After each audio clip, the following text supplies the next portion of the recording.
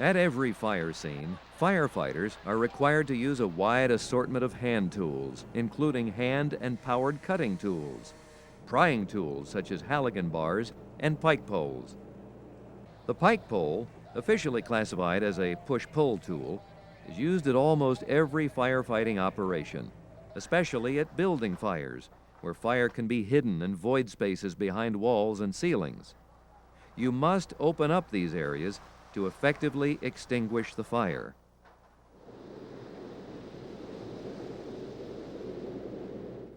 Many varieties of pike poles are currently available. They come with different pike head styles to suit the materials you're using them on, different handles that make them stronger and more durable, and different lengths to accommodate working overhead or below grade. Pike pole length is always a hot topic in the fire station.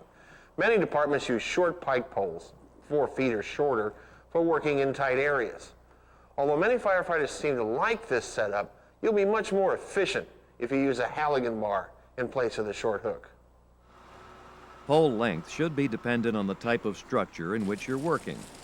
Consider making the 6-foot pole the minimum length you carry for standard firefighting operations. It will easily reach most parts of a residential structure. You can carry it safely and maneuver it easily. The 8-foot pole should be the minimum length pole you take into a commercial structure or light industrial building. The 10-foot pole is not suitable for the typical residential home, or is it? Do you have any of these huge mansions in your jurisdiction? Large homes often have features that may require the reach of a 10-foot pole. The 10-foot pole is a bit cumbersome in single-family dwellings and sometimes just won't fit.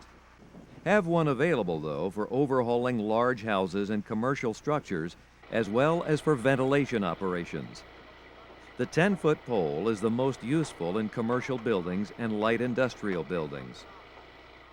Some poles become extremely flexible at 10 feet or longer, especially the oval fiberglass.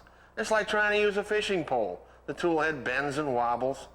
Consider solid wood or round fiberglass for long poles. The 12-foot pole is too long to use inside a single-family dwelling. It can be used for outside ventilation at a typical residence. This is a good tactic for minimally staffed truck companies. The 12-foot pole is the minimum length pole you should take to the roof of any structure. It allows you to reach into a vent hole to push down ceilings while staying out of the way of any smoke and fire that may push out of the hole. 16-foot and longer poles are usually used in large commercial structures and industrial facilities. They are very heavy and cumbersome, and it takes practice to use them.